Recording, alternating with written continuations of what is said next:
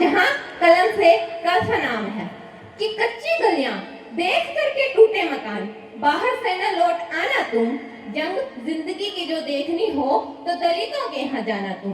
तुम्हें आश्चर्य होगा देखकर जब दिखेंगे अम्बेडकर, तुम सोचोगे क्या यही वो बस्तियां हैं जहाँ जातिवाद है विशेषकर।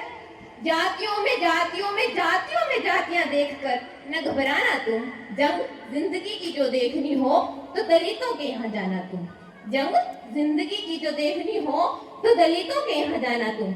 अनुच्छेद 17 में अस्पृश्यता तक अंत तो हो जाता है, मगर जाना कभी यूपी के उन पिछड़े गांव में जहां कोई जमींदार किसी दलित का छुआ पानी तक पीना नहीं चाहता है।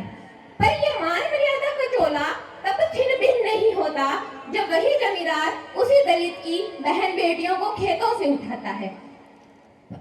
नरक से भी बदतर जीवन क्या होता है पूछना उन दलित बेटियों से।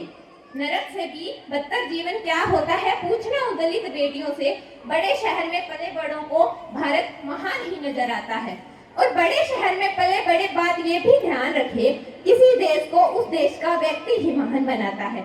न जन्म से कोई रोंदा जाए, आने वाली पीढ़ी को सुझाव है मेरा कि न जन्म से कोई रोंदा जाए, ऐसा भारत बनाना तुम। जंग जिंदगी की जो देखनी हो तो दलितों के यहाँ जाना तुम। मैं तहे दिल से शुक्रिया अदा करती हूँ भारतीय संविधान का, जिस कारण मैं आज यहाँ बेफिक्र होकर बोल पा रही हूँ कि मेरे बाबा साहब आप जो बोल रही हूँ खुले मंच पर अनुच्छेद 19 के लिए धन्यवाद।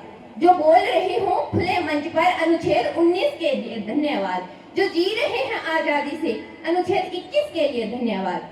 जो जी रहे हैं आजादी से अनुच्छेद 21 के लिए धन्यवाद। हर जख्म पर मरहम हुए अनुच्छेद 32 के लिए धन्यवाद।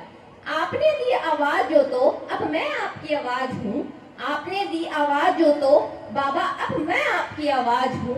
हर अम्बेडकरवादी की ओर से भारतीय संविधान के लिए धन्यवाद। और जाति व्यवस्था का एक भेदभाव यहाँ भी देखने को मिलता है कि आपकी वर्ण व्यवस्था में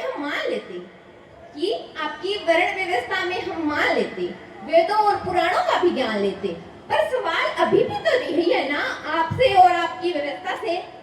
सवाल अभी भी तो यही है ना आपसे और आपकी व्यवस्था से। क्या मात्र ज्ञान के आधार पर आप हमें ब्राह्मण मान लेते? अगर यूं है तो फिर क्यों कबीर जुलाहा है, क्यों रविदास चमार है?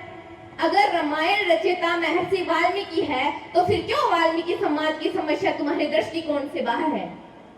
अगर रामायण रचयिता महर्षि वाल्मीकि है तो फिर क्यों वाल्मीकि समाज की समस्या तुम्हारे दृष्टिकोण से बाहर है?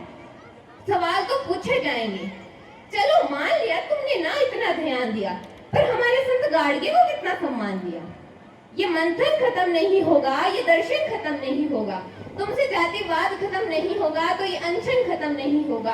भूल गए हो तो याद दिलाऊं किस तरह तुम्हारे पुरखे चिताओं पर जिंदा स्त्रियों को आग लगाते थे। आज तुम्हें अम्बेडकरवादी नहीं भाते, तब तुम्हें अम्बेडकर नहीं भाते थे। चंद लोगों के नाम गिनाकर तुम पूरे समाज को शिक्षित दिखाना चाहते हो और फिर पिछड़े समाज के हक की शिक्षा और रोटी खाना चाहते हो। पर तब अड़चन जब तुम लाखों पर मेरे एक अम्बेडकर काफी है।